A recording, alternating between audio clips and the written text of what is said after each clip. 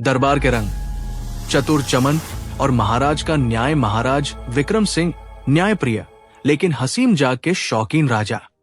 2. चतुर चमन, विदूषक दरबार का सबसे बुद्धिमान और मजाकिया व्यक्ति। उसकी बातों में धार और न्याय में सच्चाई होती है। 3. मंत्री गंभीर नाथ, नाम के अनुरूप हमेशा गंभीर रहने वाले और चमन से जलने वाले मुख्यमंत्री। 4. राजकुमारी मुस्कान, राजा की बेटी, जिसे पहेलियां सुलझाना पसंद है। हंसता हुआ राज्य और उदास राजा। हिमाद्री नगर का दरबार आज कुछ अलग ही था। वैसे तो महाराज विक्रम सिंह का दरबार अपनी रौनक के लिए जाना जाता था, लेकिन आज महाराज के चेहरे पर चिंता की लकीरें थी। दरबार में सन्नाटा था। गायक चुप थे, नर्तकियां एक कोने में खड़ी थी और दरबारी एक दूसरे का मुंह ताक रहे थे। मंत्री गंभीर नाथ ने धीरे से कहा, महाराज, क्या बात है? आज आपने न्याय की सभा भी नहीं बुलाई और सुबह का भोजन भी कम ही किया। महाराज ने एक लंबी आह भरी और कहा, मंत्री जी, राज्य में सब ठीक है, कोष भरा है, सीमाएं सुरक्षित है, लेकिन मन भारी है। मुझे लगता है कि जीवन से रस खत्म हो गया है। कोई ऐसी बात बताओ या कोई ऐसा वाकया सुनाओ जो मुझे भीतर से हंसा दे। गंभीर नाथ ने अपनी लंबी दाढ़ी सहलाई। उन्हें मजाक समझ नहीं आता था। उन्होंने कहा, महाराज, हंसी ठिठोली तो बालकों का काम है। आप सम्राट हैं, आपको गंभीर रहना शोभा देता है। तभी दरबार के मुख्य द्वार पर घुंघरुओं की आवाज सुनाई दी। ये चतुर चमन था। चमन ने रंग बिरंगे कपड़े पहने थे और उसके हाथ में एक छोटा सा डंडा था जिस पर एक हंसता हुआ मुखौटा लगा था। चमन ने आते ही महाराज को झुककर प्रणाम नहीं किया, बल्कि वो उल्टा खड़ा हो गया। महाराज चौंक गए। ये क्या बदतमीजी है चमन? तुम उल्टे क्यों खड़े हो? चमन ने जमीन की तरफ देखते हुए कहा, महाराज, मैंने सुना कि आज दरबार में सब कुछ उल्टा पुल्टा चल रहा है। राजा उदास है और मंत्री उपदेश दे रहा है। इसलिए मैंने सोचा कि अगर दुनिया उल्टी दिख रही है तो मुझे भी उल्टा ही खड़ा होना चाहिए ताकि सब सीधा नजर आए। दरबार में दबी हुई हंसी गूंज उठी। महाराज के चेहरे पर एक हल्की मुस्कान आई। सोने की मुर्गी और मंत्री की बुद्धिमत्ता। मंत्री गंभीर नाथ को चमन की ये हरकत पसंद नहीं आई। उन्होंने चमन को नीचा दिखाने के लिए एक जाल बुना। महाराज, गंभीर नाथ बोले, चमन अपनी चतुराई के लिए जाना जाता है। क्यों ना आज इसकी परीक्षा ली जाए? अगर ये हार गया तो इसे 7 दिनों तक दरबार में आने की अनुमति नहीं होगी। चमन ने मुस्कुराते हुए कहा, और अगर मैं जीत गया तो? मंत्री ने चिढ़कर कहा, तो मैं तुम्हें अपनी बेशकीमती सोने की अंगूठी दे दूंगा। चुनौती ये थी। मंत्री ने एक संदूक मंगाया और कहा, इस संदूक के भीतर एक ऐसी चीज है जो बोलती नहीं है लेकिन सब कुछ बता देती है। वो खाती नहीं है लेकिन सबको खिलाती है। वो चलती नहीं है लेकिन सबको मंजिल तक पहुंचाती है। बताओ वो क्या है? पूरा दरबार सोच में पड़ गया। महाराज ने भी दिमाग दौड़ाया। चमन संदूक के पास गया। उसने संदूक को कान लगाकर सुना, फिर उसे सूंघा। अंत में उसने संदूक के ऊपर अपना हाथ रखा और बोला, महाराज, इसके भीतर सड़क तो हो नहीं सकती क्योंकि सड़क संदूक में नहीं आती। इसके भीतर किताब भी नहीं हो सकती क्योंकि किताब चलती नहीं। चमन ने संदूक खोला। उसके भीतर एक दीपक, दिया था। मंत्री हंसे, गलत। दीपक बोलता नहीं है, ये तो ठीक है, पर यह सबको खिलाता कैसे है और मंजिल तक कैसे पहुंचाता है? चमन ने शांति से जवाब दिया, मंत्री जी, दीपक की रोशनी में ही किसान अनाज उगाता है। पुराने समय की बात, दीपक की रोशनी ही घर का रास्ता दिखाती है। और सबसे बड़ी बात, ये दीपक ज्ञान का प्रतीक है। ज्ञान बोलता नहीं, पर सब कुछ बता देता है। महाराज गदगद हो गए। मंत्री को न चाहते हुए भी अपनी अंगूठी देनी पड़ी। चमन ने वो अंगूठी ली और वही खड़े एक गरीब पहरेदार को दान दे दी। जब दरबार में गधे आए, एक बार पड़ोसी राज्य के राजा ने महाराज विक्रम सिंह को नीचा दिखाने के लिए 3 हुबहू दिखने वाले गधे भेजे। साथ में एक पत्र भेजा जिसमें लिखा था, इन तीनों गधों में से एक सबसे श्रेष्ठ है, एक मध्यम है और एक बिल्कुल बेकार है। जो ये बता देगा वही सबसे बुद्धिमान राज्य कहलाएगा। गंभीर नाथ ने तीनों गधों को गौर से देखा। वे तीनों एक ही कद, एक ही रंग और एक ही वजन के थे। उन्हें पहचानना नामुमकिन था। महाराज ने चमन की ओर देखा। चमन आगे आया। उसने तीनों गधों के सामने हरी घास का एक एक गट्ठा रखा। पहला गधा घास देखते ही उस पर टूट पड़ा और जल्दी जल्दी खाने लगा। दूसरा गधा घास को सूंघने लगा और फिर धीरे धीरे खाने लगा। तीसरा गधा घास के पास गया, उसे चारों ओर से देखा, फिर आसमान की तरफ मुंह करके जोर से रेंकने लगा और घास नहीं खाई। चमन ने कहा, महाराज, जवाब मिल गया। पहला गधा बेकार है, क्योंकि इसे सिर्फ अपने पेट की चिंता है। इसे परवाह नहीं कि खाना कैसा है या कहां से आया है।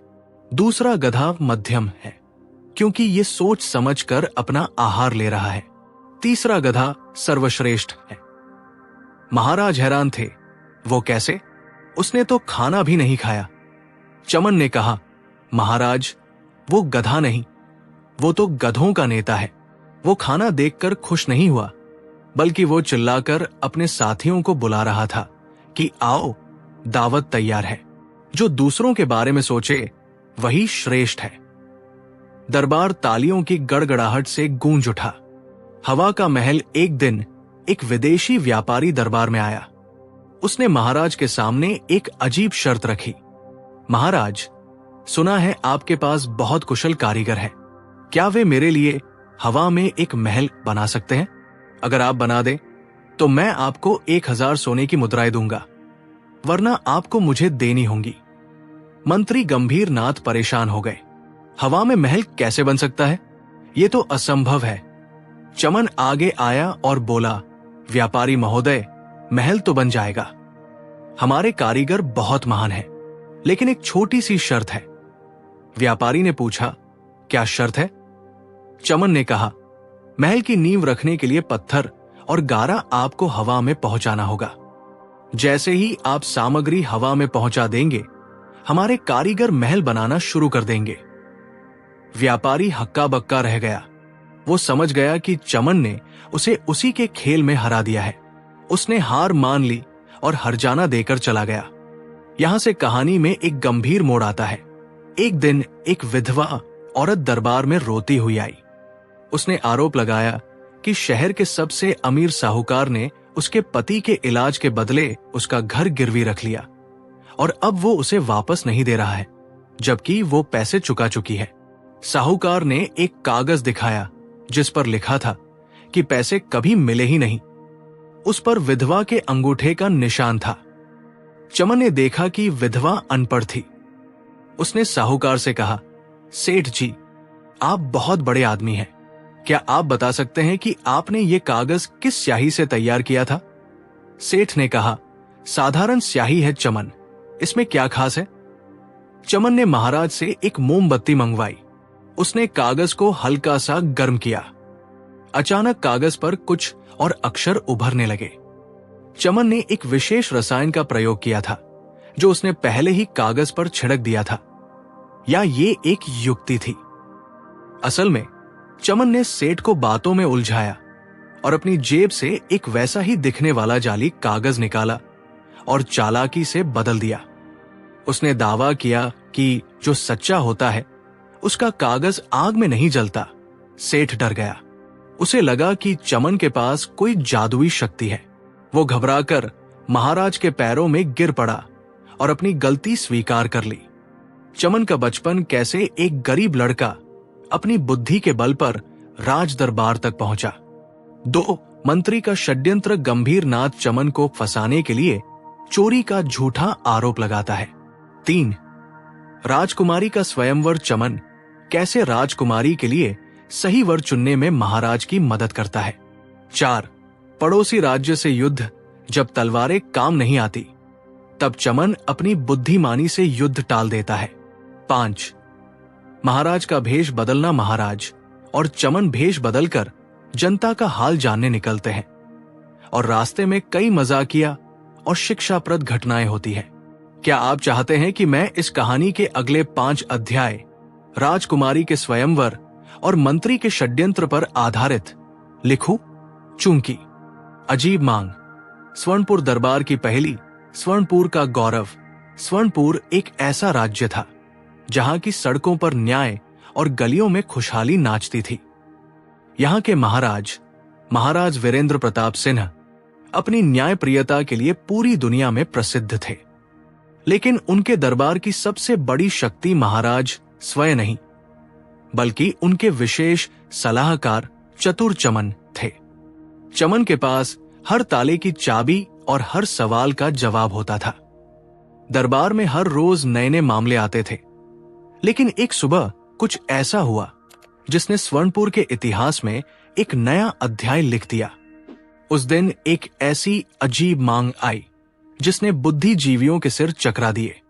एक विचित्र आगंतुक सूरज अभी पूरी तरह ऊपर भी नहीं चढ़ा था कि स्वर्णपुर के विशाल दरबार में भीड़ जमा होने लगी। दरबारी अपने रेशमी वस्त्रों में सजे थे और महाराज अपने स्वर्ण सिंहासन पर विराजमान थे। तभी नगाड़ों की आवाज गूंजी और द्वारपाल ने घोषणा की, तिब्बत के पहाड़ों से आए महान व्यापारी जोरावर सिंह दरबार में उपस्थित होना चाहते हैं। एक लंबा भारी भरकम व्यक्ति अंदर आया। उसकी आंखों में एक अजीब सी चमक थी और हाथ में एक मखमल से ढका हुआ संदूक। उसने महाराज को झुककर प्रणाम किया, लेकिन उसकी मुस्कान में कुछ रहस्य था। महाराज ने पूछा, जोरावर सिंह, स्वर्णपुर में आपका स्वागत है। बताइए, आप क्या भेंट लेकर आए हैं या आपकी क्या समस्या है? जोरावर ने संदूक मेज पर रखा और बोला, महाराज, मैं भेंट लेने नहीं बल्कि एक मांग लेकर आया हूं। मैंने सुना है कि आपके दरबार में दुनिया के सबसे बुद्धिमान लोग बैठते हैं। मेरी एक अजीब मांग है। अगर आप उसे पूरा कर दें तो मैं अपनी पूरी संपत्ति स्वर्णपुर के खजाने में दान कर दूंगा। लेकिन अगर आप असफल रहे तो आपको मुझे हवा का एक टुकड़ा देना होगा। पूरा दरबार सन्न रह गया। हवा का टुकड़ा? ये क्या बला थी? पहली अजीब मांग, अदृश्य न्याय। महाराज ने चतुर चमन की ओर देखा। चमन मुस्कुरा रहा था। महाराज ने कहा, अपनी मांग स्पष्ट करो। जोरावर ने संदूक खोला। उसके भीतर 3 मिट्टी के पुतले थे। तीनों बिल्कुल एक जैसे दिखते थे। एक ही आकार, एक ही रंग, एक ही बनावट। जोरावर बोला, महाराज, मेरी पहली मांग यह है कि आप मुझे इन तीनों पुतलों में से सबसे ईमानदार, सबसे बेईमान और सबसे बुद्धिमान पुतला चुनकर दें। शर्त यह है कि आप इन्हें तोड़ नहीं सकते, खुरच नहीं सकते और नहीं इन पर कोई रंग लगा सकते हैं। मंत्री गंभीर नाथ फुसफुसाएं, ये तो असंभव है। मिट्टी के पुतले कैसे ईमानदार या बेईमान हो सकते हैं? चमन अपनी जगह से उठा। उसने महाराज से आज्ञा ली और पुतलों के पास गया। उसने एक बहुत बारीक रेशम का धागा निकाला। उसने पहले पुतले के कान में धागा डाला। धागा दूसरे कान से बाहर निकल गया। चमन बोला, ये पुतला बेईमान है। ये एक कान से सुनता है और दूसरे से निकाल देता है। ऐसे लोग कभी किसी के सगे नहीं होते। उसने दूसरे पुतले के कान में धागा डाला। इस बार धागा मुंह से बाहर निकला। चमन बोला, ये पुतला बुद्धिमान है। ये जो सुनता है उसे समाज में ज्ञान के रूप में बांट देता है। अंत में उसने तीसरे पुतले के कान में धागा डाला। धागा सीधे पुतले के पेट में चला गया और कहीं से बाहर नहीं निकला। चमन की आंखों में चमक आई। महाराज, ये सबसे ईमानदार है। ये दूसरों के राज और दुखों को अपने भीतर समा लेता है और उन्हें कभी बाहर नहीं आने देता। जोरावर सिंह दंग रह गया। पहली मांग पूरी हुई थी, लेकिन खेल तो अभी शुरू हुआ था। दूसरी अजीब मांग, बासी धूप की खुशबू। अगले दिन जोरावर फिर दरबार में आया। इस बार उसने और भी अजीब बात कही। महाराज, मुझे कल सुबह के भोजन में बासी धूप की खुशबू चाहिए। अगर आपका रसोइया ये नहीं बना सका तो मैं समझूंगा कि स्वर्णपुर का वैभव सिर्फ दिखावा है। दरबारी हंसने लगे। धूप की खुशबू, और वो भी बासी? क्या पागलपन है। महाराज भी चिंतित थे। उन्होंने चमन से पूछा, चमन, क्या तुम इसका प्रबंध कर सकते हो? चमन ने शांति से कहा, महाराज, ये तो बहुत सरल है। जोरावर जी कल सुबह तैयार रहें। अगली सुबह चमन दरबार में एक मिट्टी की मटकी लेकर आया। मटकी का मुंह कपड़े से कसकर बंधा था। उसने जोरावर के सामने मटकी रखी और कहा, लीजिए, इसमें पिछले साल की बासी धूप की खुशबू है।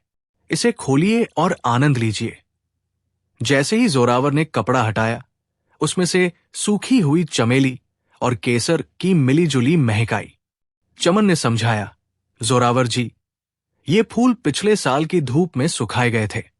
धूप की गर्मी और रोशनी ही इन फूलों की खुशबू में समाई हुई है। चूंकि ये पिछले साल के हैं, इसलिए ये बासी है और इनमें धूप ही बसी है। जोरावर के पास कोई जवाब नहीं था। वो चमन की चतुराई से चिढ़ने लगा था। मंत्री की साजिश और तीसरी मांग मंत्री गंभीर नाथ को लगा कि अगर चमन ऐसे ही जीतता रहा तो महाराज उसे ही प्रधानमंत्री बना देंगे। उसने रात में जोरावर से मुलाकात की और उसे एक ऐसी मांग करने की सलाह दी जो पूरी करना नामुमकिन हो। तीसरे दिन जोरावर ने दरबार में बम फोड़ा। महाराज, मेरी तीसरी मांग यह है कि मुझे एक ऐसा कपड़ा चाहिए जो न बुना गया हो, न काटा गया हो, फिर भी वो पूरी तरह से एक पोशाक हो। महाराज ने चमन की ओर देखा। इस बार चमन भी सोच में पड़ गया। पूरा दरबार चुप था। चमन ने एक दिन का समय मांगा। वो रात भर नगर में घुमा। उसने देखा कि एक गरीब किसान अपनी फटी हुई चादर को ओढ़कर सोया था। तभी उसे एक विचार आया। अगले दिन चमन दरबार में एक विशाल पत्ता, केले का पत्ता और मकड़ी का जाला लेकर नहीं आया, बल्कि वह जोरावर को बगीचे में ले गया। वहां एक सुंदर कमल का फूल खिला था। चमन ने कहा, जोरावर जी, ये देखिए, प्रकृति की बनाई ये पोशाक। इसके रेशे न बुने गए हैं, न काटे गए हैं। ये कुदरत का वो वस्त्र है जो ओस की बूंदों को पहनता है। क्या आप इससे बेहतर कोई वस्त्र दिखा सकते हैं जो बिना सुई धागे के बना हो? जोरावर ने कहा, यह तो चालाकी है। मुझे इंसान का बनाया हुआ वस्त्र चाहिए। चमन ने तुरंत अपनी जेब से बिना सिला हुआ रेशमी पीतांबर, धोती साड़ी निकाला। चमन बोला, ये लीजिए, ये वस्त्र करघे पर बुना गया है, लेकिन इसे कहीं से भी काटा या सिला नहीं गया है। ये एक संपूर्ण पोशाक है जिसे हमारे पूर्वज धोती के रूप में पहनते आए हैं। क्या यह आपकी शर्त पूरी नहीं करता? जोरावर फिर हार गया। आकाश का महल और आखिरी शर्त। अब जोरावर गुस्से में था। उसने अपनी आखिरी और सबसे कठिन मांग रखी। महाराज, बहुत हुआ। अब मेरी अंतिम मांग सुनिए। मुझे एक आकाश में तैरता हुआ महल चाहिए। आपके पास 7 दिन है। अगर 7 दिन में मुझे आसमान में ईंटें जुड़ती हुई नहीं दिखी तो स्वर्णपुर को हार माननी होगी। ये मांग सुनते ही महाराज के पसीने छूट गए। आकाश में महल? चमन, ये तो असंभव है, विज्ञान और प्रकृति के विरुद्ध है। चमन ने मुस्कुराते हुए कहा, महाराज, धैर्य रखें। इस बार महल जोरावर जी खुद बनवाएंगे। चमन ने पूरे राज्य के सबसे कुशल तोता पालने वालों और पतंग उड़ाने वालों को बुलाया। उसने 100 तोतों को ट्रेनिंग दी। 7 दिनों तक गुप्त रूप से काम चला। 7वें दिन चमन जोरावर को मैदान में ले गया। आसमान में बादल छाए थे। अचानक जोरावर को ऊपर से आवाजें सुनाई दी, ईंट लाओ, चूना लाओ, पानी डालो, यहां दीवार बनाओ। जोरावर और महाराज चौंक गए। बादलों के पीछे से आवाजें आ रही थी, जैसे सच में कोई महल बन रहा हो। चमन ने कहा, जोरावर जी, हमारे कारीगर आकाश में पहुंच चुके हैं। उन्होंने काम शुरू कर दिया है। अब आपकी बारी है। चूंकि आप मालिक हैं, इसलिए महल की सामग्री, ईंट, पत्थर और गारा आपको ऊपर पहुंचानी होगी। जैसे ही आप सामान ऊपर भेजेंगे, कारीगर महल खड़ा कर देंगे। जोरावर ने ऊपर देखा। असल में चमन ने तोतों को बोलना सिखाया था और उन्हें ऊंची पतंगों के साथ बांधकर बादलों के पास उड़ा दिया था। जोरावर समझ गया कि वो चमन की बुद्धि से कभी नहीं जीत सकता। वो महाराज के चरणों में गिर पड़ा।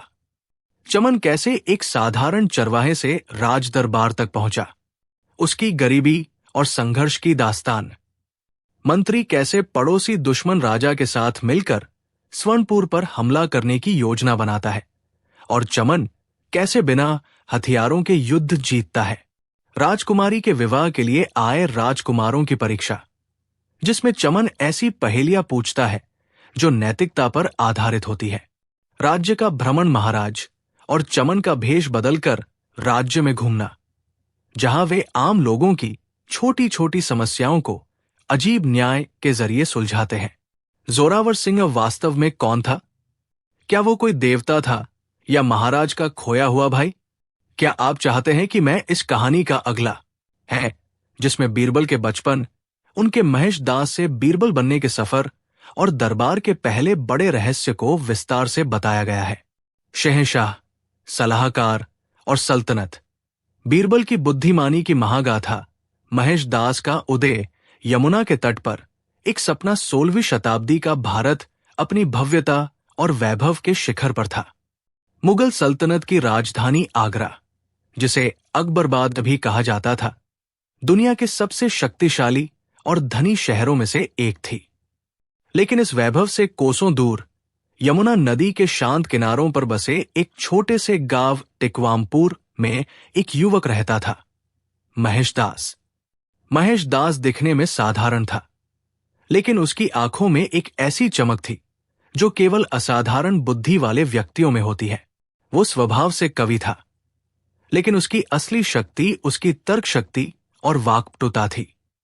एक शाम, जब सूरज यमुना के पानी में सोने की तरह पिघल रहा था, महेश दास ने अपने पिता से कहा, पिताजी, मैं आगरा जाना चाहता हूं। सुना है शहंशाह अकबर गुणी लोगों की कद्र करते हैं।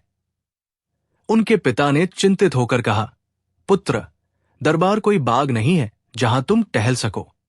वहां ईर्ष्या की आग जलती है और शब्दों की तलवारें चलती है। क्या तुम तैयार हो? महेश दास ने मुस्कुराकर जवाब दिया, जहां अंधेरा सबसे गहरा होता है, वही एक छोटा सा दिया सबसे अधिक चमकता है। मुझे आज्ञा दे। शाही अंगूठी और द्वारपाल की शर्त महेश दास आगरा पहुंचे, लेकिन किले के मुख्य द्वार पर पहुंचते ही उनका सामना अहंकार से हुआ।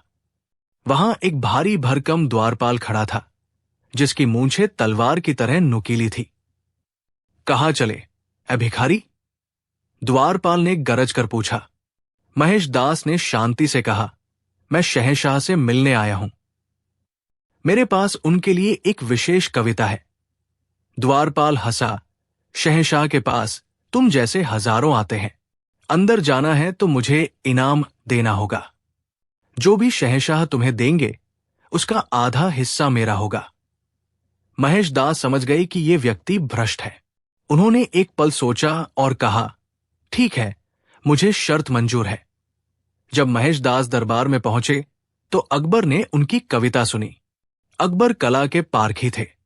वे खुश हुए और बोले, नौजवान, तुम्हारी कविता में जादू है, मांगो। क्या मांगते हो? पूरा दरबार देख रहा था। महेश दास ने कहा, जहांपनाह, मुझे इनाम में 100 कोड़े चाहिए। दरबार में सन्नाटा छा गया। अकबर चौंक गए। क्या तुम पागल हो गए हो? महेश दास ने जिद की। अकबर ने भारी मन से जल्लाद को बुलाया। जैसे ही 50 कोड़े पूरे हुए, महेश दास ने कहा, रुकिए जहांपनाह, मेरा एक साझीदार भी है। बाकी के 50 कोड़े उसे मिलने चाहिए, क्योंकि मैंने उसे आधा इनाम देने का वादा किया है। जब द्वारपाल को घसीटते हुए लाया गया और हकीकत सामने आई, तो अकबर ठाका मारकर हंस पड़े। उन्होंने उसी क्षण महेश दास को बीरबल की उपाधि दी और अपना विशेष सलाहकार नियुक्त कर लिया। दरबारी षड्यंत्र और मुल्ला दो प्याजा बीरबल की इस अचानक सफलता ने दरबार में कई दुश्मन पैदा कर दिए। इनमें सबसे प्रमुख थे मुल्ला दो पियाजा और अब्दुल फजल।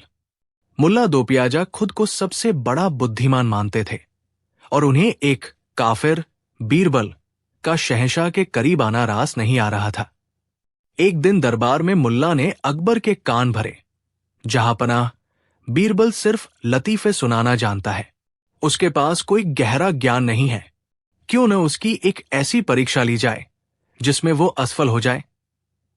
अकबर भी बीरबल की बुद्धिमानी की सीमा जानना चाहते थे। उन्होंने अगले दिन पूरे दरबार की मौजूदगी में घोषणा की, बीरबल, कल सुबह तुम्हें दरबार में एक ऐसे बर्तन में दूध लाना है जिसे कोई छू न सके, जो दिखाई न दे, लेकिन जिसका स्वाद चखा जा सके। अदृश्य दूध की पहली पूरी रात बीरबल की पत्नी परेशान रही। स्वामी, ऐसा दूध कहां मिलेगा जो दिखाई न दे? ये तो नामुमकिन है। बीरबल ने आराम से अपनी आंखें बंद की और कहा, प्रिय, दुनिया में कोई भी सवाल ऐसा नहीं है जिसका जवाब प्रकृति ने न बनाया हो। अगली सुबह बीरबल दरबार में खाली हाथ पहुंचे। उनके पीछे एक सेवक एक बड़ा सा मिट्टी का घड़ा लेकर आ रहा था, जिसका मुंह कपड़े से ढका था। मुल्ला दो पियाजा चिल्लाए, बीरबल, शहंशाह ने अदृश्य दूध मांगा था, तुम ये घड़ा क्यों लाए हो? बीरबल ने झुककर कहा, जहांपनाह, इस घड़े के भीतर वही दूध है, लेकिन शर्त यह है कि इसे केवल वही व्यक्ति देख सकता है जिसके मन में कोई पाप न हो और जो अपने पूर्वजों का सच्चा उत्तराधिकारी हो। अकबर ने घड़े की ओर हाथ बढ़ाया, लेकिन फिर रुक गए। मुल्ला भी पीछे हट गया। अगर वे कहते कि उन्हें कुछ नहीं दिख रहा, तो इसका मतलब होता कि वे पापी हैं। अकबर मुस्कुराए, बीरबल, तुम क्या कहना चाहते हो? बीरबल ने कपड़ा हटाया। घड़ा खाली था। बीरबल बोले, जहांपनाह, ज्ञान ही वो दूध है जो दिखाई नहीं देता, जिसे कोई चुरा नहीं सकता, लेकिन जिसका स्वाद इंसान के कर्मों में झलकता है। शहंशाह अकबर ने अपनी गर्दन हिलाई और बीरबल को मोतियों की माला भेंट की। गायब हुआ नगीना ये बीरबल का पहला बड़ा क्रिमिनल केस था। शहंशाह अकबर की पसंदीदा पन्ने की अंगूठी उनके शयन कक्ष से चोरी हो गई थी। केवल 8 सेवक ही उस कमरे में प्रवेश कर सकते थे। अकबर गुस्से में थे, बीरबल, अगर 24 घंटे में चोर नहीं पकड़ा गया तो उन 8 को फांसी दे दी जाएगी। बीरबल ने उन 8 सेवकों को बुलाया। उन्होंने सबको एक एक लकड़ी की छड़ी दी। सभी छड़ियां लंबाई में बराबर थी। बीरबल ने गंभीर होकर कहा, ये जादुई छड़ियां हैं, आज रात इन्हें अपने पास रखो। जो चोर होगा उसकी छड़ी रात भर में 2 इंच बढ़ जाएगी। अगली सुबह जब सभी सेवक अपनी छड़ियां लेकर आए, तो बीरबल ने एक सेवक को तुरंत पकड़ लिया। उसकी छड़ी 2 इंच छोटी थी। अकबर ने पूछा, बीरबल, तुमने कैसे जाना? छड़ी तो छोटी है, बड़ी नहीं। बीरबल ने हंसकर कहा, जहांपनाह, छड़ी जादुई नहीं थी। चोर को डर था कि उसकी छड़ी बढ़ जाएगी, इसलिए उसने रात में ही उसे 2 इंच काट दिया। उसकी अपनी घबराहट ने ही उसे पकड़वा दिया। बीरबल का स्वर्ग की यात्रा। जब दरबारियों ने अकबर को मना लिया कि बीरबल को स्वर्ग भेजकर अकबर के पूर्वजों का हाल जाना जाए, बीरबल कैसे अपनी ही कब्र से जिंदा वापस आए। कुएं का विवाह। जब एक पड़ोसी राजा ने अकबर को चुनौती दी कि वे अपने कुओं का विवाह उनके कुओं से कराएं। बीरबल और शहजादा सलीम बीरबल और भविष्य के सम्राट जहांगीर के बीच के खट्टे मीठे रिश्ते। सत्ता का मद और अहंकार। स्वर्णनगरी का अभिमानी सम्राट हिमालय की तलहटी में बसा विशालगढ़ एक ऐसा राज्य था जिसकी दीवारें दुश्मन के खून से रंगी थी और जिसकी तिजोरियां सोने से भरी थी। वहां के राजा थे महाराज चंद्रसेन। चंद्रसेन ने अपने जीवन में 50 युद्ध लड़े थे और एक में भी हार का मुंह नहीं देखा था। उनकी कदकाठी विशाल थी, भुजाएं फौलाद जैसी थी और आंखें ऐसी कि शेर भी नजरें झुका ले। लेकिन उनकी सबसे बड़ी कमजोरी थी उनका क्रोध और अपनी बुद्धिमत्ता पर अटूट विश्वास। उन्हें लगता था कि उनका हर फैसला पत्थर की लकीर है। दरबार में सन्नाटा छाया रहता था। कोई भी दरबारी उनके सामने अपनी राय रखने की हिम्मत नहीं करता था। उनके मुख्य सलाहकार थे महामंत्री दुष्टबुद्धि। जैसा नाम वैसा काम। वो राजा की हां में हां मिलाता था और अपनी सत्ता का लाभ उठाता था। एक दिन दरबार में एक वृद्ध ब्राह्मण आया। उसने कांपते स्वर में कहा, महाराज, आपकी सेना ने मेरे खेत उजाड़ दिए हैं। घोड़ों की टापों के नीचे मेरी फसल बर्बाद हो गई। अब मैं और मेरा परिवार क्या खाएंगे? चंद्रसेन ने सिंहासन से गर्जना की, ब्राह्मण, क्या तुम नहीं जानते कि मेरी सेना दिग्विजय के लिए निकल रही थी? राष्ट्र के गौरव के सामने तुम्हारे 2 बीघा खेत की क्या कीमत है? जाओ यहां से और दोबारा सेना के मार्ग में आने की गुस्ताखी मत करना। वृद्ध की आंखों में आंसू थे, पर राजा के चेहरे पर केवल कठोरता थी। यहीं से चंद्रसेन के पतन की नींव पड़ी। षड्यंत्र का जाल विशालगढ़ के सेनापति विक्रम सिंह एक ईमानदार व्यक्ति थे। वे राजा के बढ़ते अहंकार से चिंतित थे। उन्होंने महाराज को टोकने का साहस किया, महाराज, प्रजा का दुख राजा का अपना दुख होना चाहिए। अगर हम किसान का अन्न छीन लेंगे तो वीर सैनिक क्या खाएंगे? मंत्री दुष्टबुद्धि को लगा कि अगर विक्रम सिंह की बात मान ली गई तो उसकी पकड़ कमजोर हो जाएगी। उसने एक भयानक जाल बुना। उसने गुप्तचरों के माध्यम से राजा को खबर भिजवाई कि सेनापति विक्रम सिंह पड़ोसी शत्रु राज्य मालवा के साथ मिलकर तख्तापलट की योजना बना रहे हैं। चंद्रसेन, जो पहले से ही अपने अहंकार में अंधे थे, ने बिना किसी ठोस सबूत के जांच का आदेश दिया। दुष्ट बुद्धि ने नकली पत्र और मोहरे तैयार कर सेनापति के कक्ष में रखवा दी। काल का क्रूर न्याय आधी रात को सेनापति विक्रम सिंह को बेड़ियों में जकड़कर दरबार में लाया गया। उनकी पत्नी सुलोचना और उनका 8 साल का बेटा आदित्य भी वहां मौजूद थे। चंद्रसेन की आंखें लाल थी। विक्रम, मैंने तुम्हें भाई माना और तुमने मेरी पीठ में छुरा घोंपा। विक्रम सिंह ने चीख कर कहा, महाराज, ये सब झूठ है। मैं मर सकता हूं पर गद्दारी नहीं कर सकता। लेकिन राजा के पास सबूत थे। क्रोध में आकर चंद्रसेन ने वो फैसला सुनाया जिसने विशालगढ़ की आत्मा को हिला दिया।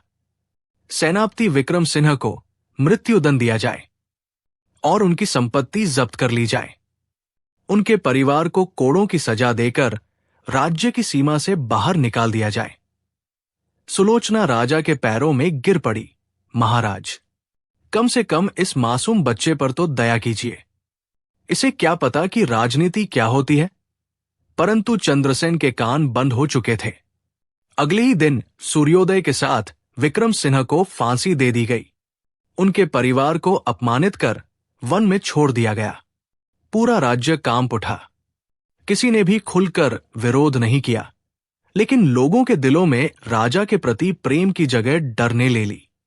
सत्य का प्रकटीकरण जब दीवारें बोलने लगी। अंतरात्मा की पुकार विक्रम सिंह की मृत्यु के कुछ महीनों बाद चंद्रसेन की रातों की नींद उड़ गई। उसे सपने में सेनापति का लहूलुहान चेहरा दिखाई देता। महल की दीवारों से उसे किसी के रोने की आवाजें सुनाई देती। एक दिन मंत्री दुष्टबुद्धि बहुत बीमार पड़ गया। मौत को सामने देख उसका कलेजा कांप गया। उसने राजा को संदेश भेजा कि वह कुछ राज बताना चाहता है। जब चंद्रसेन उसके कक्ष में पहुंचे तो दुष्ट बुद्धि ने कांपते हाथों से महाराज का हाथ पकड़ा और बोला, महाराज, मुझे क्षमा कर दें। सेनापति निर्दोष थे। वे पत्र, वे मोहरे, सब मैंने रची थी। मुझे डर था कि वे मुझे बेनकाब कर देंगे। ये सुनते ही चंद्रसेन के पैरों तले जमीन खिसक गई। उनके कानों में सुलोचना की चीखें गूंजने लगी। उन्होंने उसी पल दुष्ट बुद्धि को कारागार में डालने का आदेश दिया, लेकिन वो मर चुका था। राजा अपने कक्ष में आए और फूट फूट कर रोने लगे। जिस तलवार पर उन्हें गर्व था, वो आज उन्हें जहर की तरह लग रही थी। उन्होंने एक निर्दोष दोस्त की हत्या की थी। एक हंसते खेलते परिवार को उजाड़ दिया था। राजमुकुट का बोझ महाराज चंद्रसेन ने अगले दिन दरबार बुलाया। सबको लगा कि कोई नई विजय का ऐलान होगा। लेकिन महाराज ने अपना मुकुट उतारकर सिंहासन पर रख दिया। ये मुकुट अब एक हत्यारे के सिर पर शोभा नहीं देता। राजा ने भारी आवाज में कहा, मैंने न्याय के नाम पर कलंक कमाया है। जब तक मैं उस परिवार को ढूंढकर उनका दुख दूर नहीं कर देता और अपना प्रायश्चित पूरा नहीं कर लेता, मैं इस सिंहासन पर नहीं बैठूंगा। मंत्रियों ने उन्हें रोकने की कोशिश की, पर राजा का संकल्प अडिग था। उन्होंने रेशमी वस्त्र उतारे, हाथ में एक लाठी ली और साधारण साधु के वेश में महल के गुप्त द्वार से निकल गए। भाग 3, प्रायश्चित की कठिन राह, शुरुआत। धूल और धूप का सफर अब राजा चंद्रसेन नहीं, बल्कि एक साधारण साधक था। उसने अपने राज्य की गलियों में घूमना शुरू किया। उसे पहली बार पता चला कि उसकी प्रजा वास्तव में क्या सोचती है। वो एक सराय में रुका। वहां के लोग बातें कर रहे थे। महाराज तो चले गए, पर क्या वे उस परिवार का दर्द कम कर पाएंगे? न्याय केवल मुकुट त्यागने से नहीं, बल्कि घाव भरने से मिलता है। चंद्रसेन ने तय किया कि वो उस वन में जाएगा जहां सुलोचना और आदित्य को छोड़ा गया था। वो जंगल कांटों से भरा था। राजा के पैरों में छाले पड़ गए, भूख से पेट जलने लगा, पर उसने हार नहीं मानी। चलते चलते उसे एक छोटी सी कुटिया दिखी। वहां से एक बच्चे के पढ़ने की आवाज आ रही थी। चंद्रसेन का दिल धड़कने लगा। क्या ये वही आदित्य था? आगरा की एक बेचैन सुबह 16वीं शताब्दी का भारत अपनी भव्यता के चरम पर था। यमुना के किनारे स्थित आगरा का किला मुगल साम्राज्य की शक्ति का केंद्र था। किले की ऊंची दीवारों के भीतर दीवानाम में शहंशाह जलालुद्दीन मोहम्मद अकबर अपने सिंहासन तख्त-ए मुगलिया पर विराजमान थे। दरबार खचाखच भरा था। इत्र की खुशबू हवा में तैर रही थी और पंखे झुलाते सेवक अपनी लय में थे। लेकिन आज दरबार का माहौल कुछ भारी था। शहंशाह के चेहरे पर मुस्कान नहीं, बल्कि चिंता की लकीरें थी। अकबर ने अपनी गहरी आवाज में कहा, दरबारियों, आज सुबह हमारे पास फारस के सुल्तान का एक पैगाम आया है। उन्होंने हमारे साम्राज्य की बुद्धिमत्ता को चुनौती दी है। वे एक ऐसे विद्वान को भेज रहे हैं जो दावा करता है कि वह दुनिया के किसी भी ज्ञानी को परास्त कर सकता है। अगर हम हार गए तो हमें अपनी सीमा के 3 महत्वपूर्ण नगर उन्हें सौंपने होंगे। क्या हमारे पास कोई ऐसा है जो इस बुद्धि की बाजी को जीत सके? दरबार में सन्नाटा छा गया। मंत्री एक दूसरे का मुंह ताकने लगे। तभी पीछे से एक शांत और सुरीली आवाज आई, जहांपनाह। बाजी अभी शुरू भी नहीं हुई और दरबारी हार मान रहे हैं। बुद्धि का खेल तो शतरंज से भी ज्यादा रोमांचक होता है। ये बीरबल थे। उनके चेहरे पर वही चिरपरिचित मुस्कान थी जो किसी भी तूफान को शांत कर सकती थी। अध्याय 2, फारस का जादूगर मिर्जा कासिम। 7 दिनों बाद आगरा के मुख्य द्वार पर नगाड़े गूंजे। फारस का विद्वान मिर्जा कासिम अपने लावलश्कर के साथ दाखिल हुआ। वो केवल एक विद्वान नहीं था, बल्कि उसे इल्म-ए-नजूम, ज्योतिष और मंतिक, तर्कशास्त्र का महारथी माना जाता था। उसके साथ काली वर्दी में अंगरक्षक थे और उसके हाथ में एक रहस्यमयी काले रंग का संदूक था। दरबार में उसका स्वागत हुआ। कासिम ने अकबर को झुककर सलाम किया, लेकिन उसकी आंखों में अहंकार साफ झलक रहा था। शहंशाहेंद, कासिम ने कहा, मैंने सुना है आपके पास 9 रत्न हैं। मैं यहां ये देखने आया हूं कि वे रत्न असली हैं या केवल कांच के टुकड़े। मेरी 3 शर्तें हैं। अगर आपके विद्वान इन तीनों का जवाब दे पाए तो फारस आपके अधीन होगा, वरना। अकबर ने बीरबल की ओर देखा। बीरबल ने सिर झुकाकर सहमति दी। कासिम ने पहली चुनौती रखी, मेरे इस संदूक में एक ऐसी चीज है जो दुनिया का सबसे बड़ा सच भी है और सबसे बड़ा झूठ भी। बताइए वो क्या है? अध्याय 3, पहली बाजी। सच और झूठ का खेल। पूरा दरबार सोच में पड़ गया। कोई कह रहा था परछाई, कोई कह रहा था ख्वाब। बीरबल धीरे से आगे बढ़े। उन्होंने कासिम के संदूक को छुआ तक नहीं। उन्होंने कहा, मिर्जा साहब, उस संदूक में आईना, दर्पण है। कासिम की भौहें तंग गई। आईना? ये कैसे? बीरबल ने समझाया, जब एक नेक इंसान आईने में देखता है तो उसे सच दिखाई देता है, उसका अपना चेहरा। लेकिन जब एक पाखंडी या कलाकार उसमें देखता है तो वो उस झूठ को सजाता है जो वह दुनिया को दिखाना चाहता है। आईना वो सच है जो हमें वैसा ही दिखाता है जैसे हम हैं, और वो झूठ भी है क्योंकि वो केवल एक अक्स, रिफ्लेक्शन है, हकीकत नहीं। कासिम ने संदूक खोला। उसके भीतर वास्तव में एक प्राचीन फारसी आईना था। अकबर की आंखों में चमक आ गई। पहली बाजी बीरबल के नाम रही। अध्याय 4। दूसरी चुनौती आकाश की माप। कासिम अब गंभीर हो गया था। उसने दूसरी चुनौती पेश की। ठीक है, ये तो आसान था। अब बताइए, इस वक्त, इस घड़ी आसमान में कुल कितने तारे हैं? मुझे सटीक संख्या चाहिए। अगर एक भी कम या ज्यादा हुआ तो आप हार मान लेंगे।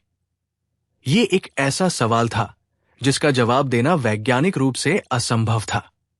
दरबारी फुसफुसाने लगे, ये तो नाइंसाफी है। तारों को भला कौन गिन सकता है? बीरबल बिल्कुल विचलित नहीं हुए। उन्होंने अकबर से कहा, जहां पनाह, मुझे एक काली भेड़ मंगा कर दी जाए जिसके बाल बहुत घने हों। भेड़ दरबार में लाई गई। बीरबल ने कासिम से कहा, मिर्जा कासिम साहब, इस भेड़ के शरीर पर जितने बाल हैं, आसमान में ठीक उतने ही तारे हैं। अगर आपको शक हो तो आप बाल गिनना शुरू करें और मैं तारे गिनना शुरू करता हूं। जब आप पूरे कर लें तो मुझे बताइएगा। कासिम हक्का बक्का रह गया। वो जानता था कि न तो वो भेड़ के बाल गिन सकता है और न ही बीरबल के तारों की संख्या को गलत साबित कर सकता है। उसे पीछे हटना पड़ा। अध्याय 5। तीसरी और अंतिम बाजी, मौत का प्याला। कासिम अब गुस्से में था।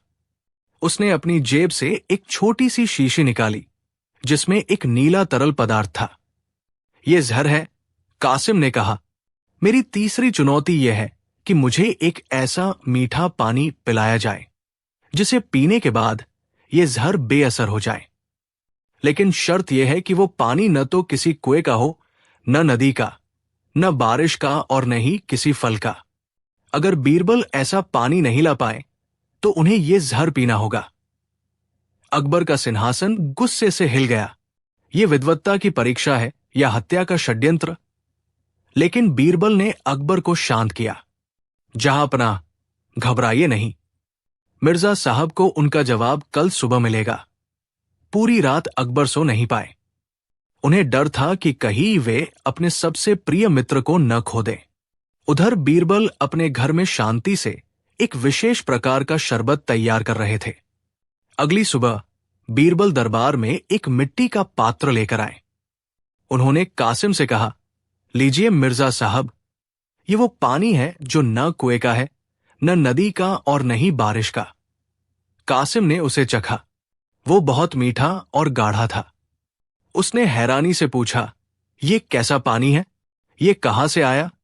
बीरबल मुस्कुराए और बोले, ये मेहनत का पसीना है। मैंने रात भर चक्की पीसकर और मेहनत करके इस पात्र को भरा है। पसीना न तो बारिश से आता है न जमीन से, ये इंसान के भीतर से निकलता है। और शास्त्रों में लिखा है कि मेहनत का फल सबसे मीठा होता है और वो हर जहर का काट है। कासिम के पास अब कहने को कुछ नहीं बचा था। वो बीरबल के चरणों में गिर पड़ा। फारस का अहंकार टूट चुका था। साम्राज्य की ऊंचाई और एक अधूरा सवाल, हिंदुस्तान की सरजमी पर मुगलिया सल्तनत का सूरज अपने पूरे शबाब पर था। जलालुद्दीन मोहम्मद अकबर, जिन्हें दुनिया अकबर आजम के नाम से जानती थी, केवल एक विजेता नहीं थे, बल्कि वे एक ऐसे शासक थे जो धर्म, कला और तर्क के संगम को समझते थे।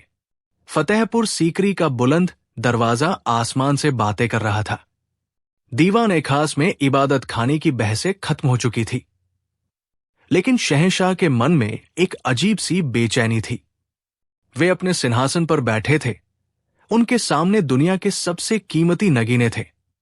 लेकिन उन्हें लग रहा था कि उनकी सत्ता की चमक के पीछे कहीं कुछ अंधेरा है। उन्होंने अपने सबसे प्रिय मित्र और सलाहकार बीरबल, महेश दास की ओर देखा। बीरबल, जो हमेशा किसी न किसी पहेली को सुलझाने में मग्न रहते थे, आज चुपचाप शहंशाह के चेहरे को पढ़ रहे थे। अकबर ने लंबी सांस ली और कहा, बीरबल, दुनिया कहती है कि मैं महान हूं, लेकिन क्या यह महानता इसलिए है क्योंकि मेरे पास लाखों की सेना है, या इसलिए क्योंकि लोग मुझसे डरते हैं? क्या कभी मेरी असली परीक्षा हुई है जहां मैं बिना ताज और बिना फौज के खड़ा हूं? बीरबल मुस्कुराए और बोले, जहां पनाह, परीक्षा का समय बताया नहीं जाता, वो अचानक आता है। और असली परीक्षा सिंहासन की नहीं, इंसान के भीतर छिपे उस बंदेह की होती है जो खुदा के सामने जवाबदेह है। तभी दरबार के द्वारपाल ने एक अजीब सी खबर दी। जहां पनाह, नगर के मुख्य द्वार पर एक अंधा फकीर आया है। वो न तो भीख मांग रहा है, न ही दुआ दे रहा है। वो चिल्ला चिल्ला कर कह रहा है कि अकबर का महल मिट्टी का ढेर है अगर वो एक रात मेरे सवालों के साथ नहीं गुजार सकता। दरबार में सन्नाटा छा गया। शहंशाह की तौहीन। लेकिन अकबर ने क्रोधित होने के बजाय उस फकीर को बुलाने का आदेश दिया। अध्याय 2। फकीर की चुनौती। फकीर दरबार में लाया गया। उसके कपड़े फटे हुए थे, लेकिन उसके चेहरे पर एक अलौकिक तेज था। उसने शहंशाह को सलाम नहीं किया। अकबर ने पूछा, बाबा, आपने हमारे महल को मिट्टी का ढेर क्यों कहा? क्या आपको हमारी शक्ति का अंदाजा नहीं? फकीर हंसा, एक ऐसी हंसी जो दीवारों से टकराकर गूंज उठी। शक्ति? वो शक्ति जो कल किसी और की थी और कल किसी और की होगी? शहंशाह, अगर आप वास्तव में महान हैं, तो मेरे 3 सवालों के जवाब दीजिए। लेकिन शर्त यह है कि ये जवाब आप इस तख्त पर बैठकर नहीं देंगे। आपको 7 दिनों के लिए एक साधारण मजदूर बनकर मेरे साथ चलना होगा। कोई अंगरक्षक नहीं, कोई बीरबल नहीं। पूरा दरबार चिल्ला उठा, यह पागलपन है, इस गुस्ताख को कैद किया जाए। लेकिन बीरबल ने अकबर की आंखों में वो चमक देख ली थी जो कुछ नया करने की प्यास में होती है। अकबर खड़े हुए और उन्होंने अपना मुकुट उतारकर सिंहासन पर रख दिया। मुझे मंजूर है, अकबर ने कहा। बीरबल, अगले 7 दिनों तक आप सल्तनत की देखभाल करेंगे। मैं एक साधारण इंसान बनकर इस फकीर की परीक्षा से गुजरूंगा। अध्याय 3। पहली रात। भूख का स्वाद। अकबर और फकीर आगरा की तंग गलियों से होते हुए यमुना के किनारे एक टूटी हुई झोपड़ी में पहुंचे। शहंशाह के पैर, जो मखमली जूतों के आदी थे, पत्थरों से छिल चुके थे। उन्हें बहुत जोर की भूख लगी थी। फकीर ने कहा, आज रात का खाना तुम्हें खुद कमाना होगा। जाओ, उस घाट पर पत्थर ढोने का काम मिल रहा है। जो मजदूरी मिलेगी उससे हम सूखी रोटी खाएंगे। अकबर ने पूरी रात पत्थर ढोए। उनके हाथों में छाले पड़ गए, पसीना आंखों में जा रहा था। जब उन्हें 2 तांबे के सिक्के मिले तो उन्होंने उससे सूखी रोटियां खरीदी। उस रात धूल भरी जमीन पर बैठकर अकबर ने जब उस सूखी रोटी का पहला निवाला लिया तो उन्हें लगा कि उन्होंने जिंदगी का सबसे लजीज पकवान खाया है। फकीर ने पूछा, बताओ अकबर, पकवान में स्वाद होता है या भूख में? अकबर ने सिर झुकाकर कहा, स्वाद भोजन में नहीं, उस मेहनत में है जो भूख को पैदा करती है। आज मुझे समझ आया कि मेरे राज्य का गरीब किसान जब शाम को सोता है तो वो मुझसे ज्यादा सुकून की नींद क्यों सोता है। फकीर मुस्कुराया, ये तो केवल शुरुआत है। अध्याय 4। दूसरी चुनौती। न्याय का तराजू। अगले दिन फकीर अकबर को एक ऐसे गांव ले गया जहां 2 भाइयों के बीच जमीन का विवाद था। बड़ा भाई ताकतवर था और उसने छोटे भाई की जमीन हड़प ली थी। गांव का मुखिया बड़े भाई से डरा हुआ था। फकीर ने कहा, तुम यहां एक अनजान मुसाफिर हो। तुम्हारे पास कोई कानून नहीं है, कोई सिपाही नहीं है। इस छोटे भाई को न्याय दिलाओ। अकबर ने देखा कि सत्य छोटे भाई के पक्ष में था, लेकिन डर और लालच ने सबका मुंह बंद कर रखा था। अकबर ने न तो अपना नाम बताया, न अपनी शक्ति दिखाई। उन्होंने एक युक्ति सोची। उन्होंने गांव के लोगों को इकट्ठा किया और कहा, इस जमीन के नीचे एक पुराना खजाना दबा है, लेकिन वो केवल उसे मिलेगा जो पूरी तरह से सच बोलेगा।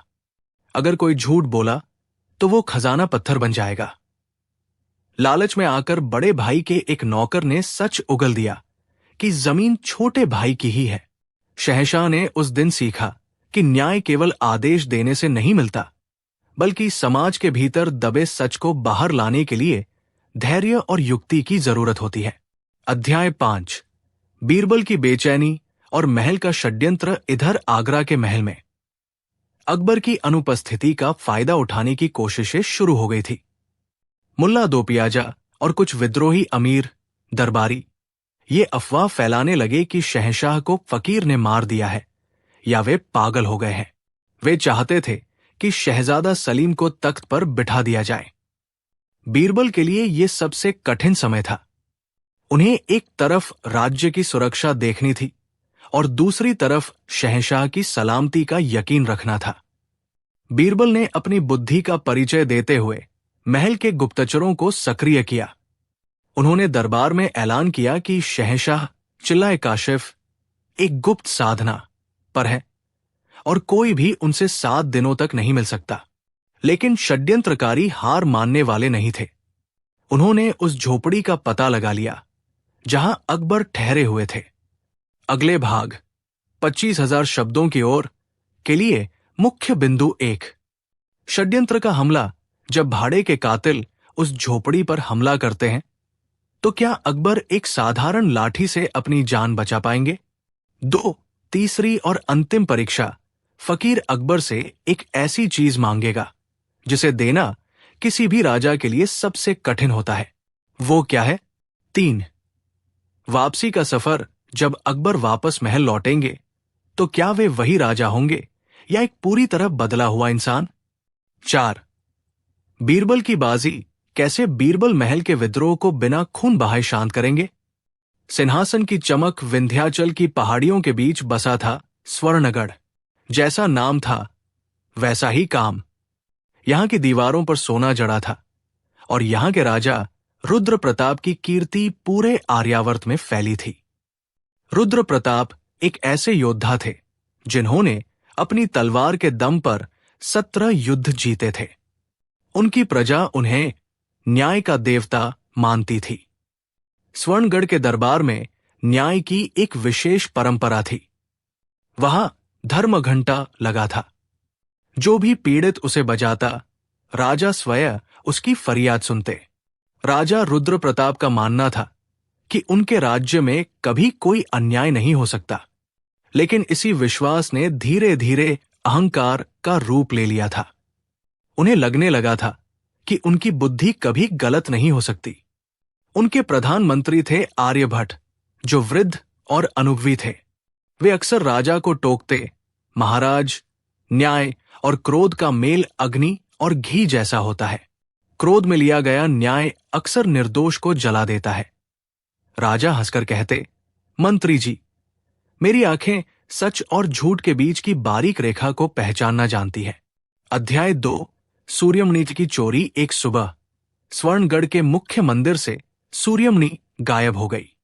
ये वो बहुमूल्य रत्न था जिसे राज्य की समृद्धि का प्रतीक माना जाता था। पूरे राज्य में हाहाकार मच गया। राजा रुद्र प्रताप के लिए ये केवल चोरी नहीं, बल्कि उनके गौरव को चुनौती थी। जिसने भी ये साहस किया है उसे ऐसी सजा मिलेगी कि आने वाली पीढ़ियां कांप उठेंगी। राजा ने गरजते हुए कहा। सेनापति विक्रम सिंह ने पूरी जांच की। जांच की सुई राजा के सबसे वफादार अंगरक्षक माधव पर जाकर रुकी। माधव वही व्यक्ति था जिसने 3 बार युद्ध के मैदान में राजा की जान बचाई थी। माधव के कक्ष से एक रेशमी थैली मिली जिसमें वही सूर्यमणि थी। माधव को बेड़ियों में जकड़कर दरबार में लाया गया। अध्याय 3। वो न्याय जो अन्याय बन गया। दरबार खचाखच भरा था। माधव की आंखों में आंसू थे, पर वो चुप था। राजा रुद्र प्रताप सिंहासन पर बैठे थे। उनकी आंखों में खून उतर आया था। माधव, तुमने न केवल चोरी की, बल्कि मेरे विश्वास की हत्या की। बोलो, तुमने ये क्यों किया? माधव ने कांपते स्वर में कहा, महाराज, मैं निर्दोष हूं। मुझे नहीं पता वो मणि मेरे कक्ष में कैसे आई। सबूत तुम्हारे खिलाफ है। माधव, राजा चिल्लाए। सेनापति ने खुद उसे तुम्हारे बिस्तर के नीचे से निकाला है। क्या तुम कहना चाहते हो कि सेनापति झूठ बोल रहे हैं? तभी सेनापति विक्रम सिंह आगे आए। वे वास्तव में एक गुप्त शत्रु के साथ मिले हुए थे और राजा को कमजोर करना चाहते थे। उन्होंने कहा, महाराज, माधव ने कल रात मंदिर के पीछे किसी गुप्तचर से मुलाकात भी की थी। मंत्री आर्यभट्ट ने बीच में हस्तक्षेप किया। महाराज, माधव का पिछला चरित्र देखिए। वो अपनी जान दे सकता है, पर गद्दारी नहीं कर सकता। हमें और गहराई से जांच करनी चाहिए। परंतु राजा रुद्र प्रताप के अहंकार को चोट लगी थी। उन्हें लगा कि उनका अपना आदमी उन्हें धोखा दे गया। उन्होंने क्रोध में आकर अपना विवेक खो दिया। जांच की कोई आवश्यकता नहीं है। राजा ने हाथ उठाकर आदेश दिया, कल सूर्योदय के समय माधव को बीच चौराहे पर मृत्युदंड दिया जाए। उसकी संपत्ति जब्त कर ली जाए और उसके परिवार को राज्य से निष्कासित कर दिया जाए। पूरा दरबार सन्न रह गया। माधव ने आखिरी बार राजा की ओर देखा। उसकी आंखों में शिकायत नहीं, बल्कि दया थी। दया उस राजा के लिए जो अपनी महानता के बोझ तले अंधा हो चुका था। अध्याय 4। सत्य की गूंज। माधव को फांसी दे दी गई। उसके रोते हुए परिवार को अपमानित कर वन में छोड़ दिया गया। राजा को लगा कि उन्होंने न्याय किया है, लेकिन उस रात के बाद राजा कभी सो नहीं पाए। 3 महीने बीत गए। एक दिन सेनापति विक्रम सिंह एक युद्ध में गंभीर रूप से घायल हो गए। मृत्युशैया पर लेटे हुए पाप के बोझ ने उन्हें तोड़ दिया। उन्होंने राजा को बुलाया। महाराज, विक्रम सिंह ने लड़खड़ाती आवाज में कहा, मुझे नरक में भी जगह नहीं मिलेगी। वो सूर्यमणि मैंने ही माधव के कक्ष में रखवाई थी। मैं पड़ोसी राज्य के राजा के साथ मिला हुआ था। माधव पूरी तरह निर्दोष था। वो बस चुप रहा क्योंकि उसने मुझे अपनी बेटी की कसम दी थी कि मैं उसे बचाऊंगा। ये सुनते ही राजा रुद्र प्रताप के हाथ से उनकी स्वर्णमदिरा का पात्र गिर गया। उनके कान सुन्न हो गए। महल की छतें उन्हें अपने ऊपर गिरती हुई महसूस हुई। नहीं, ये नहीं हो सकता, राजा चिल्लाए। वे पागलों की तरह उस चौराहे की ओर भागे जहां माधव को फांसी दी गई थी। वहां केवल धूल उड़ रही थी। उन्होंने एक निर्दोष की जान ले ली थी, एक ऐसे व्यक्ति की जिसने उन्हें अपना भगवान माना था। अध्याय 5। राजपाट का अंत और प्रायश्चित की शुरुआत। राजा रुद्र प्रताप वापस महल आए। उन्होंने अपना मुकुट उतारा और उसे जमीन पर फेंक दिया। जिस सिर पर एक निर्दोष का खून हो, वो मुकुट नहीं पहन सकता, उन्होंने रोते हुए कहा। मंत्री आर्यभट्ट ने उन्हें संभालने की कोशिश की, पर राजा अब बदल चुके थे। उन्होंने अगले ही दिन अपने छोटे भाई को राज्य का कार्यभार सौंपा और स्वयं एक भिखारी के वस्त्र पहन लिए। मैं तब तक वापस नहीं आऊंगा जब तक मुझे मेरी आत्मा माफ नहीं कर देती, राजा ने प्रतिज्ञा की। वे उस वन की ओर निकल पड़े जहां माधव की पत्नी और बच्चे को बेसहारा छोड़ दिया गया था। यहीं से शुरू हुआ राजा का असली सफर, शक्ति से शून्यता की ओर। कहानी को आगे बढ़ाने के लिए मुख्य बिंदु 25,000 शब्दों की यात्रा। 1। जंगल का संघर्ष। राजा को माधव का परिवार मिलता है, लेकिन वे उसे पहचान नहीं पाते। राजा उनका गद्दार बनकर उनकी सेवा करता है। 2। बीमारी और सेवा। माधव का छोटा बेटा गंभीर रूप से बीमार पड़ता है। राजा अपने प्राणों की बाजी लगाकर जड़ी बूटियां लाता है। 3। पहचान का उजागर होना। एक दिन गांव में डाकू हमला करते हैं। राजा अपनी युद्ध कला का परिचय देते हैं और पकड़े जाते हैं। माधव की पत्नी उन्हें पहचान लेती है। 4। घृणा से क्षमा तक। वो परिवार राजा को कैसे माफ करता है? क्या राजा वापस स्वर्णगढ़ जाते हैं? 5। अंतिम न्याय। राजा एक ऐसा नियम बनाते हैं कि भविष्य में कभी कोई राजा अकेला न्याय न कर सके।